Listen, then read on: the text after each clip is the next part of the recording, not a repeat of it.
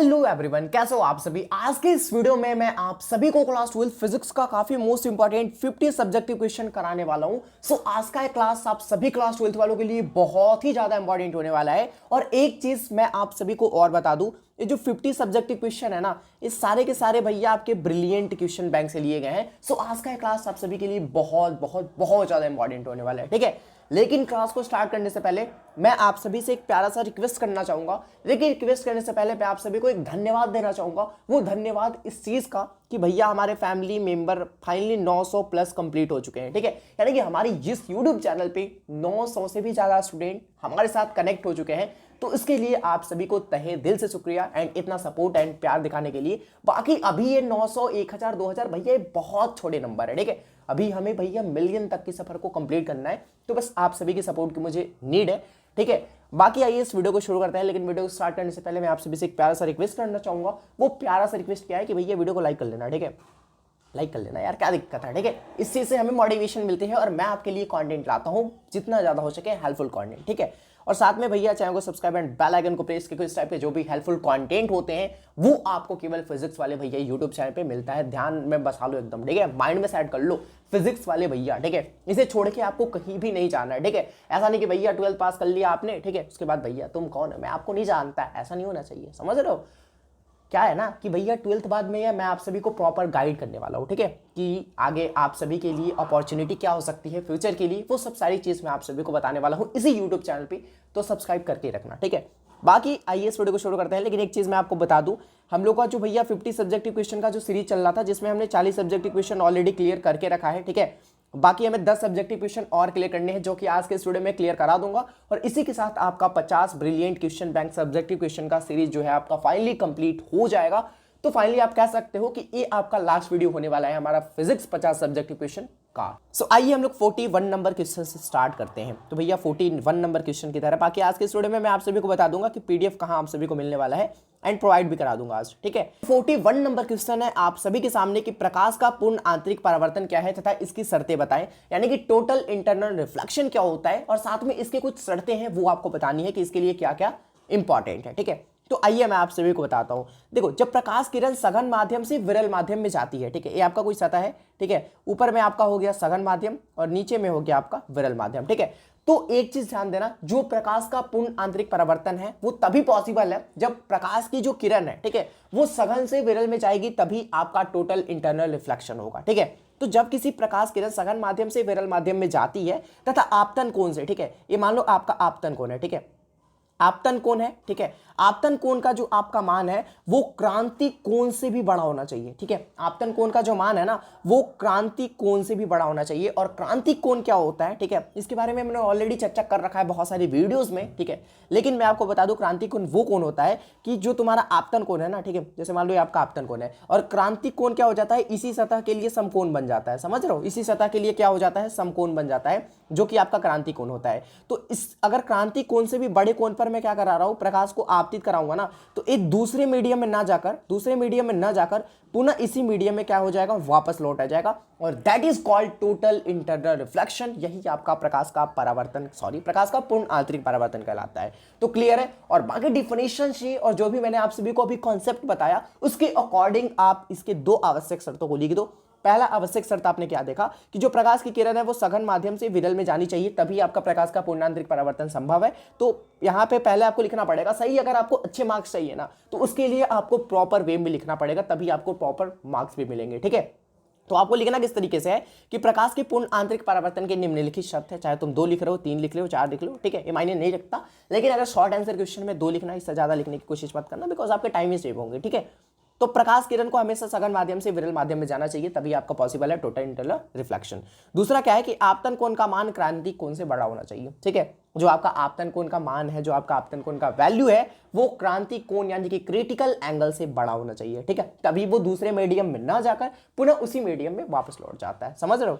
Next question है भैया 42 number आप सभी के सामने कि नाभिकीय बल क्या है, इसके गुणों को लिखे। भैया नाभिकीय बल कहने का मतलब तुम समझ जाना, ठीक है। पहले डेफिनेशन पढ़ लो, उसके बाद मैं आपको समझा रहा हूं सही तरीके से, ठीक है। नाभिकीय बल नाभिक में उपस्थित कणों के बीच प्रबल आकर्षण का नाभिकीय बल कहा जाता है, जो उन्हें एक दूसरे से बांधे रखता है। भैया देखो, डेफिनेशन से थोड़ा बहुत कंफ्यूजन होगा, आई नो, ठीक है। लेकिन मैं आपको क्लियर कर दे रहा हूं, नाभिकीय बल वो बल होता है जैसे मान लो दो वस्तु है, ठीक है, दो वस्तु आपस में इतने मजबूती से जकड़े हुए हैं ना, इतने मजबूती से बंधे हुए हैं ना कि भैया इन्हें तोड़ पाना बहुत बहुत बहुत मुश्किल है। और ये जो आपका बंधन है ना, ये जो आपका प्रबल बंधन है, यही आपका नाभिकीय बल कहलाता है। और इसके अगर गुण की बात कर ली जाए ना भैया, तो देखो नाभिकीय बल के गुण, नाभिकीय बल आकर्षण बल होते हैं, यानी कि एक दूसरे से भैया इतने जकड़े होते हैं, एक दूसरे से इतने आकर्षित होते हैं कि इन्हें हटा पाना, इन्हें तोड़ पाना बहुत ज्यादा मुश्किल हो जाता है। समझ रहे हो। दूसरा गुण, नाभिकीय बल अत्यंत प्रबल होते हैं। मैंने आप सभी को बताया अत्यंत प्रबल इन द सेंस कि इन्हें तोड़ पाना बहुत ज्यादा मुश्किल होता है, ठीक है। जो नाभिकीय बल होते हैं वो अत्यंत लघु परास के होते हैं। क्या होते हैं? लघु परासी होते हैं, ठीक है। नेक्स्ट क्वेश्चन है आप सभी के सामने 43 नंबर की, नाभिकीय विखंडन से आप क्या समझते हैं? विखंडन का नाम सुनते ही भैया आप सभी के माइंड में आता होगा टूटना फूटना, ठीक है, टूटना फूटना इन द सेंस मैं आपको बता रहा हूं क्या, वैसी प्रतिक्रिया, ठीक है, जिसमें एक भारी नाभिक मान लो आपको कोई भारी नाभिक है, ठीक है, भारी नाभिक के लगभग नाभिकों में विखंडित होने पर प्राप्त ऊर्जा की उत्पत्ति होती है, नाभिकीय विखंडन कहलाता है। भैया आप बोलोगे कि भैया जो डिफिनेशन आप लाए हो ना थोड़ा मुझे कंफ्यूज कर रहा है आज, चलो कोई दिक्कत नहीं, मैं आपको समझाता रहूं। फिजिक्स वाले भैया इज हेयर, तो टेंशन किस बात की भैया। चलो मैं आपको बता रहा हूं, देखो एक मान लो कोई कुछ नहीं करना, डेफिनेशन पे बिल्कुल भी ध्यान मत दो तुम। ये आपके सामने कोई बड़ा नाभिक है, ठीक है, ये बड़ा नाभिक ये क्या कर रहा है भैया, छोटे छोटे पार्ट में टूट गया, बस दैट इज कॉल्ड, यही आपका नाभिकीय विखंडन कहलाता है। समझ रहे हो। यानी कि कोई बड़ा भारी भरकम आपका नाभिक है और छोटे छोटे कणों में, छोटे छोटे नाभिकों में आपका टूट गया, बट गया, ये आपका नाभिकीय विखंडन कहलाता है, ठीक है। लेकिन अगर वही इसका अपोजिट प्रतिक्रिया हो, यानी कि छोटे छोटे नाभिक, ठीक है, छोटे छोटे नाभिक मिलकर क्या कर रहे हो, छोटे छोटे नाभिक मिलकर एक बड़ा नाभिक का निर्माण कर रहे हो, ये आपका कहलाता है नाभिकीय संलयन, ठीक है, ये आपका कहलाता है नाभिकीय संलयन। लेकिन आपसे पूछा है नाभिकीय विखंडन, तो विखंडन में बस यही समझना कि कोई भारी भरकम नाभिक है और ये क्या हो रहा है भैया, छोटे छोटे नाभिकों में भैया बढ़ जा रहा है, टूट जा रहा है, यही आपका नाभिकीय विखंडन कहलाता है। इससे ज्यादा आपको ज्यादा सोचने की जरूरत नहीं है, ठीक है। अगला है कि 44 नंबर क्वेश्चन कि फोटोसेल क्या है, ठीक है। फोटोसेल के बारे में हमने ऑलरेडी बहुत सारे वीडियोस में चर्चा कर रखी है यार, ठीक है। फोटोसेल क्या होता है, और फोटोसेल एक ऐसी युक्ति होती है, मैं कुछ बोल रहा था, चलो मैं बोलता हूं बाद में, ठीक है। फोटोसेल एक ऐसी युक्ति होती है, एक ऐसा डिवाइस होता है, एक ऐसा सिस्टम होता है जिससे हम लोग प्रकाश ऊर्जा को, यानी कि लाइट एनर्जी को हम लोग कन्वर्ट कर सकते हैं इलेक्ट्रिकल एनर्जी में, यानी कि विद्युत ऊर्जा में कन्वर्ट कर सकते हैं, ठीक है। अगला क्वेश्चन है 45 नंबर कि विद्युत विभवांतर क्या है, यानी कि पोटेंशियल डिफरेंस क्या है, विद्युत विभवांतर क्या है, ठीक है, यानी कि इलेक्ट्रिक पोटेंशियल क्या है, वही चीज आपसे पूछ रहा है। तो प्रति एकांक धन आवेश को, ठीक है, प्रति एकांक धन आवेश को, ठीक है, एक पॉइंट से दूसरे पॉइंट तक ले जाने में जो किया गया कार्य होता है वही आपका विभवांतर कहलाता है, यानी कि that is called potential difference, ठीक है, कि प्रति एकांक धन आवेश को विद्युत क्षेत्र में एक बिंदु से दूसरे बिंदु तक ले जाने में जो आपका किया गया कार्य होता है वही आपका विद्युत विभवांतर कहलाता है, ठीक है। और विभवांतर का जो आपका एसआई मात्रक होता है वो क्या होता है, कोई मुझे बता सकता है? विभवांतर का एसआई मात्रक आपका वोल्ट होता है, ठीक है। और भी अगर आप कुछ जानते हो विभवांतर के बारे में कमेंट करना, कमेंट करने से मुझे कोई भी प्रॉफिट होने नहीं वाला, ठीक है। आपकी प्रैक्टिस होगी, ठीक है, आपकी रिवीजिंग होगी उस चीज की, समझ रहे हो। और विभवांतर के बारे में जितना ज्यादा हो सके चीजें और आप समझने वाले हो, ठीक है, वो चीजें माइंड में आपकी रिकॉल होती रहेगी। तो विभवांतर के बारे में अगर आप इसके अलावा भी और भी कुछ चीजें जानते हो, इसके क्या टर्म और कंडीशंस होते हैं, वो आप कमेंट में मुझे बता सकते हो, ठीक है। नेक्स्ट क्वेश्चन 46 नंबर की, विद्युत धारा किसे कहते हैं? एक लाइन में इसका आंसर मैं आप सभी को बताऊं कि आवेश के प्रवाह के दर को, ठीक है, आवेश का जो प्रवाह होता है यानी कि जो आपका फ्लो ऑफ चार्ज होता है, इसके प्रवाह के दर को हम लोग विद्युत धारा यानी कि इलेक्ट्रिक करंट कहते हैं। तो आइए इसका डेफिनेशन भी देख लेते हैं। किसी चालक के आवेश के प्रवाह के दर को विद्युत धारा कहते हैं, ठीक है, और इसे हम लोग डिनोट करते हैं आई से, जो आपका विद्युत धारा होता है इसे डिनोट करते हैं आई से, बड़ा ही छोटा ही कोई भी दिखा सकते हो, कोई प्रॉब्लम नहीं है, ठीक है। ये आपका एक अदिश राशि होता है, ये आपका एक स्केलर क्वांटिटी होता है, समझ रहे हो। और एक चीज मैं आप सभी को और बता दूं, जैसे मान लो 1 सेकंड, सॉरी, एक चीज मैं आपको और कुछ बताना चाह रहा हूं। वो चीज क्या है भैया, जैसे मान लो कोई आपका चालक है, ठीक है, और इसमें इलेक्ट्रॉन इधर, मतलब 1 मिनट में बता रहा हूं, अगर मान लो एक कोई चालक है, ठीक है, और इसमें जो करंट की दिशा है वो अगर इस तरफ होगी, ठीक है, अगर विद्युत धारा की जो दिशा है ना वो अगर इस तरफ होगी, तो जो इलेक्ट्रॉन की दिशा होगी वो अपोजिट साइड में होगी, इस तरह, ठीक है, इस तरह होगी। यानी कि एक चीज मैं आपको क्लियर कर दूं, यहां से आपको एक पॉइंट क्लियर होता है कि जो आपका विद्युत धारा का डायरेक्शन होता है उसका अपोजिट डायरेक्शन होता है आपका स्पीड ऑफ इलेक्ट्रॉन, यानी कि जो आपका इलेक्ट्रॉन का जो चाल है, जो आपका इलेक्ट्रॉन मोशन में है, जो आपका इलेक्ट्रॉन गति कर रहा है, वो विद्युत धारा के उल्टे दिशा में गति करता है, ठीक है।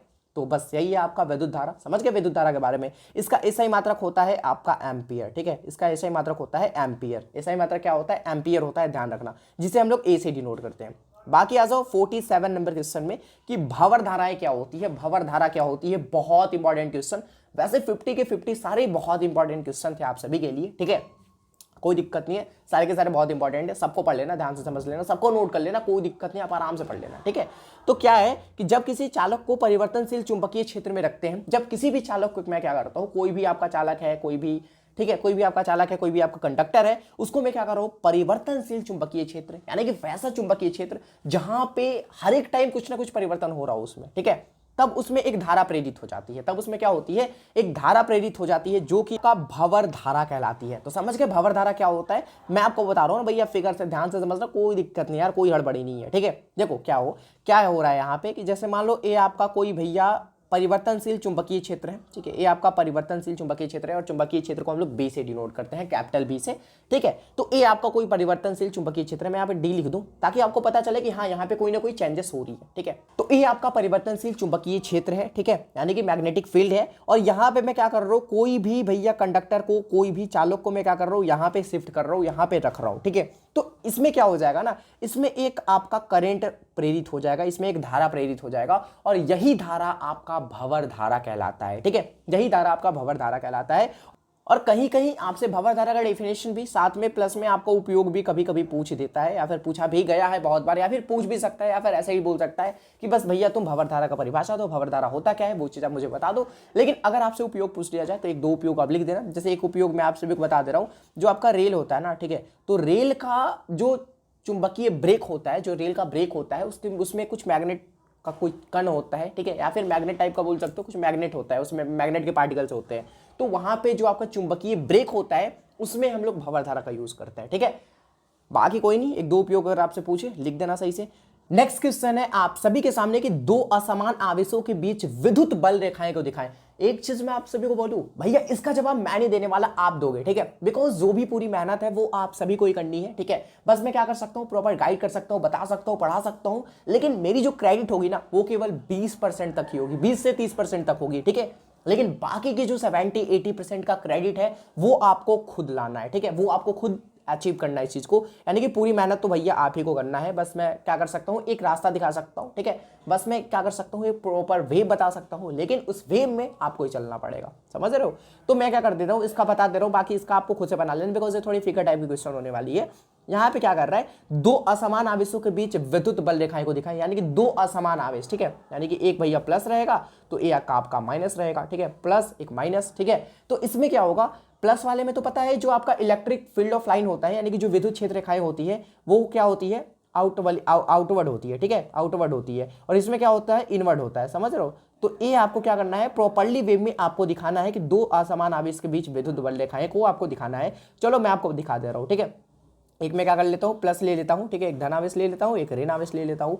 तो इससे क्या होगा ना, जैसे एक मिनट मैं इसके कलर को चेंज करते रहूँ, इससे तो भैया क्या होगा, निकलेगा, ठीक है, क्योंकि प्लस है ना तो इसका आउटवर्ड होता है, ठीक है। तो इससे तो निकलेगा, और माइनस वाले में क्या होगा, माइनस वाले में अंदर आएगा, ठीक है, माइनस वाले में इस तरीके से क्या होगा भैया, अंदर आएगा, समझ रहे हो। तो इस तरीके से यहाँ पे भैया निकलता जाएगा, इस तरीके से यहाँ पे कुछ होगा, ठीक है, इससे निकलेगा, इससे आएगा, इससे निकलेगा, इससे आएगा, इससे निकलेगा, इससे आएगा, ठीक है। और यहाँ पे इस तरीके से आपका कुछ फिगर बनता है, दो असमान आवेशों के बीच विद्युत बल रेखाएं, ठीक है। तो ये आपको दिखानी पड़ेगी, एंड ये आपसे शॉर्ट आंसर क्वेश्चन में पूछा जाता है, तो 2 मार्क्स आपको यहाँ से फिक्स हो गए, ठीक है।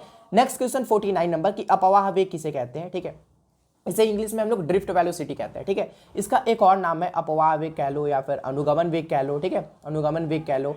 तो इसके इंग्लिश में हम लोग ड्रिफ्ट वेलोसिटी कहते हैं, इसके और भी नाम है, ठीक है। तो अपवाह वेग क्या होता है, मैं आप सभी को बता रहा हूँ, ध्यान से समझना। जब किसी चालक या तार को बाह्य विद्युतीय क्षेत्र में स्थापित किया जाता है, जैसे मान लो ये आपका कोई चालक है, ठीक है, और इसे मैं क्या कर रहा हूँ, देखो पहले तो ये आपका चालक तार है नॉर्मल, ठीक है, और इसमें क्या होगी, जो इलेक्ट्रॉन की जो दिशा होगी ना, ठीक है, इसमें जो इलेक्ट्रॉन की डायरेक्शन होगी ना, वो भैया किसी में क्या होगी, किसी में ऊपर होगी, किसी में नीचे होगी, ठीक है। कोई इस तरीके से होगा, कोई खाने जा रहा होगा, कोई पीने जा रहा होगा, कोई नहाने जा रहा होगा, समझ रहे हो, यानी कि डायरेक्शन अलग अलग होती है सबकी। लेकिन क्या करना है, मुझे इसे क्या करना है, इस पूरे सेटअप को मुझे बाह्य विद्युतीय क्षेत्र में स्थापित कर देना है, ठीक है, यानी कि इलेक्ट्रिकल मतलब एक्सटर्नल इलेक्ट्रिक फील्ड में क्या कर देना है भैया, इसे स्थापित कर देना है। उसके बाद जो इलेक्ट्रॉन की जो दिशा है ना वो एक जैसी हो जाएगी सबकी। या फिर एक काम मैं और कर सकता हूं, इसे चाहो तो पूरे सेटअप को तुम बाह्य विद्युतीय क्षेत्र में स्थापित कर दो, या फिर भैया इससे तुम कनेक्ट कर दो भैया एक बैटरी, ठीक है, और इससे तुम बैटरी कनेक्ट करोगे तो इन सबकी जो दिशा होगी ना वो एक दिशा में हो जाएगी, ठीक है। जो इलेक्ट्रॉन्स है ना इनकी जो डायरेक्शन होगी वो एक दिशा में हो जाएगी। तो ये आपका कहलाता है भैया अपवाह वेग, ठीक है। इसी के औसत वेग को हम लोग अपवाह वेग कहते हैं, यानी कि जो आपका वेग होगा इलेक्ट्रॉन का वो क्या होगा, एक दिशा में हो जाएगा ना, जो वेग होगा वो एक दिशा में हो जाएगा, एक दिशा में मोशन करने लगेंगे सारे के सारे इलेक्ट्रॉन, ठीक है। तो यही आपका अपवाह वेग कहलाता है, अनुगमन वेग कहलाता है, ड्रिफ्ट वेलोसिटी कहलाता है, ठीक है।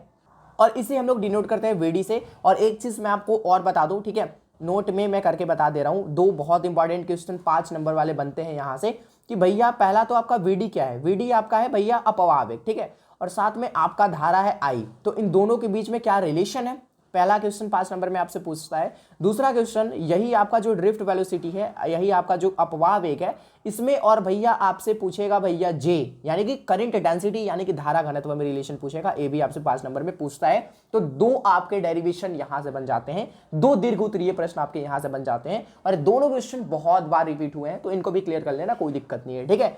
बाकी जो 15 नंबर क्वेश्चन है हमारे सीरीज का, जो आखिरी क्वेश्चन बोल सकते हैं, ये जो हमारा 50 सीरीज चला भैया बहुत अच्छा चला, 5 वीडियोस बने टोटल, ठीक है। और मुझे तो भैया बहुत अच्छा लगा है, मैं लिटरली बता रहा हूँ, मुझे बहुत अच्छा लगा ये सीरीज पढ़ा के, ठीक है।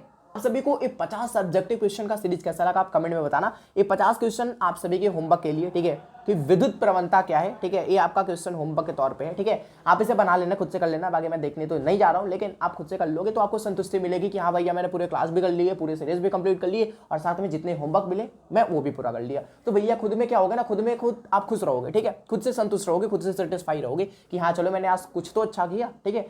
बाकी कोई नहीं, पढ़ना है आपको, पढ़ना है, ठीक है, बस मैं रास्ता दिखा सकता हूँ, लेकिन आपको पढ़ना खुद है, मेहनत खुद करना है, ठीक है। बाकी अगर आप माँ बाप के लिए अच्छा करना चाहते हो करो, लेकिन मैं तो बोलूँगा भैया करो ही, समझ रहे हो। लेकिन कोई बच्चे होते हैं ना भैया, उन्हें माँ बाप के कोई फर्क नहीं पड़ता है भाई, उनके माँ बाप कितने मेहनत कर रहे हैं उनके लिए, वो चीज़ नहीं दिखता उन्हें, समझ रहे हो। तो भाई देखो, ठीक है, जागो उठो और मेहनत करो, समझ रहे हो। समाज बोल रहा है क्या बोल रहा है, उससे घंटा हमें फर्क नहीं पड़ना चाहिए यार। ये समाज एक दिन बोलेगी, 2 दिन बोलेगी, 10 दिन बोलेगी, फिर तो शांत हो जाएगी ना। तो भैया जो आपके मन में आ रहा है आपको पढ़ाई करना है, ठीक है, या फिर मैं नहीं बोल रहा, पढ़ाई करो, ठीक है।